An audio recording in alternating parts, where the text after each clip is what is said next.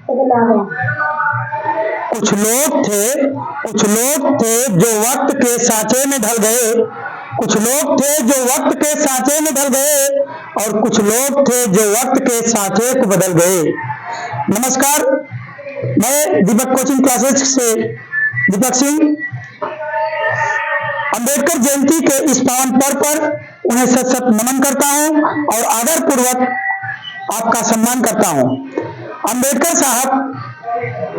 हमें और हमारे समाज को, न केवल भारत को अपितु पूरे विश्व के लिए एक आदर्श है। अंबेडकर जी ने इन तमाम कुरीतियों से विषम परिस्थितियों में लड़ते हुए हमारे लिए और हमारे समाज के लिए जो कार्य किया है, वह आज के युग में एक महान पुरुष ही कर सकता है। जैसा कि हम सभी को मालूम है, डॉक्टर बी.आर. अंबेडकर जिस समय पैदा हुए, वह उस समय भारत छुआछूत, जात पात,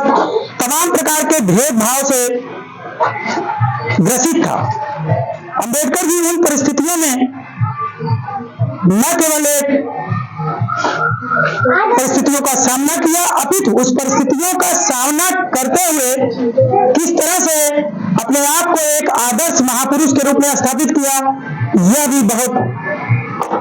कठिन कार्य है जो एक सामान्य इंसान नहीं कर सकता, कुछ महापुरुष ही कर सकते हैं। अंबेडकर जी जब पहली बार स्कूल जाने लगे तो उनकी मां ने कहा था, बेटा तुम किसी से लड़ना झगड़ना मत, उलझना मत, अपनी शिक्षा पर ध्यान देना, क्योंकि शिक्षा ही वह माध्यम है जिससे तुम देश और दुनिया को बदल सकते हो। अंबेडकर जी ने इस बात को, अपनी मां की बात उनको दिल पे लग गई और तब से वे शिक्षा को अपना आदर्श मानते हुए न केवल उस पर मेहनत किए, अपितु एक ऐसा शिक्षित व्यक्ति बनकर उभरा जो भारत में आज तक कोई नहीं हुआ। अंबेडकर जी तो पहले भारत से डिग्रियां लेने के बाद कोलंबिया यूनिवर्सिटी से डिग्री ली और इस तरह से डॉक्टरेट, पीएचडी इकोनॉमिक्स में, अर्थशास्त्र, इकोनॉमिक्स के साथ साथ दर्शन शास्त्र और राजनीति शास्त्र और एलएलबी की डिग्री के साथ ही वो ऐसे 35 डिग्रियां प्राप्त किया और शिक्षा के क्षेत्र में अद्भुत कार्य किया। आप एक कुशल राजनीतिज्ञ, महान समाज सुधारक और एक आदर्श कानूनविद थे। आपके द्वारा कानून का जब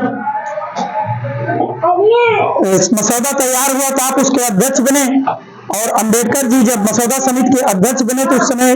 समिति में करीब 7 सदस्य थे, लेकिन हर किसी ने, किसी को बीमारी का, किसी को विदेश जाना हो गया, इस तरह से सबने हट गए, लेकिन अंबेडकर साहब इस कठिन कार्य को ड्राफ्ट किया और तैयार किया और आपके द्वारा ड्राफ्ट की गई जो संविधान की प्रस्तावना है, जिसको संविधान की आत्मा कहा जाता है, वह बहुत ही पूजनीय है तथा संविधान में हमारा जो फंडामेंटल ऑफ राइट है, मूल अधिकार है, मूल अधिकार में हर नागरिकों का वह कर्तव्य निहित है जिससे वह अपना हक मांग सकता है। हमारा मूल अधिकार हमें हमारे नागरिकों को अधिकार देता है जिससे इस समाज में रहते हुए तमाम कठिनाइयों का सामना करते हुए भी अपने मूल अधिकार की रक्षा के लिए न्यायालय की शरण में भी जा सकते हैं। तो हम कहना ये चाहते हैं कि हम अंबेडकर जी के उन विचारों को आगे बढ़ाना चाहेंगे जिससे शिक्षा के माध्यम से हमें हमारे देश और हमारा स्वयं का विकास हो सके। अंबेडकर जी कहते हैं कि यदि तुम्हें तलवार और कलम में से कोई एक चीज चुनना हो तो मैं तुम्हें तलवार देना पसंद करूंगा,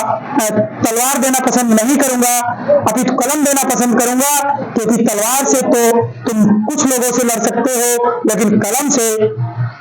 इस संविधान की सहायता से कई लोगों से लड़ सकते हो। तथा शिक्षा के क्षेत्र में उन्होंने इसी बात को आगे बढ़ाते हुए अगला जो विचार व्यक्त किया है वो इस प्रकार है कि शिक्षा वह शेरनी का दूध है जिसने पिया है उसने बहारा है। तो कहने का मतलब यह है कि हम एक अध्यापक होने के नाते, एक शिक्षक होने के नाते हम आप सभी बच्चों, गार्जियन से अपील करेंगे कि शिक्षा के क्षेत्र में अपने बच्चों को जितना उच्चतम हो सके उच्चतम से उच्चतम डिग्री दिलवाएं, चाहे किसी भी क्षेत्र में। और आज के युग जो है ऐसा युग है कि आप टेक्निकल डिग्री उनको दिलवाएं, या जिस क्षेत्र में बच्चे की रुचि है आप उस क्षेत्र में उनको ले जाएं, उन पर थोपे ना। इसी के साथ मैं अंबेडकर का अगला विचार एक और रखना चाहूंगा। अंबेडकर जी ने कहा था आज की आधुनिक राजनीति को देखते हुए कि पढ़े लिखो लोगों को राजनीति में न आने का सबसे बड़ा दंड यह है कि एक अनपढ़ व्यक्ति आप पर शासन करने लगता है। अर्थात वो ये कहना चाह रहे हैं कि यदि आप सक्षम हैं,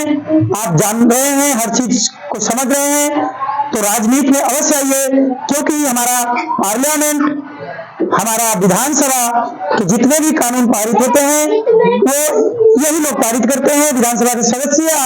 लोकसभा के सदस्य या राज्यसभा के सदस्य। अर्थात जब आप पढ़े लिखे ही नहीं रहेंगे तो वही कानून आएगा जो आपको एक दिन भंग कर देगा। इसलिए पढ़े लिखे लोगों की आवश्यकता है, क्योंकि राजनीति में भी आप रहकर समाज सेवा कर सकते हैं। आपके विचार यदि अच्छे हैं तो आपके कार्य भी अच्छे रहेंगे। अंबेडकर के कथन के अनुसार मैं 3 बातों को कोट करना चाहूंगा। उन्होंने पहला जो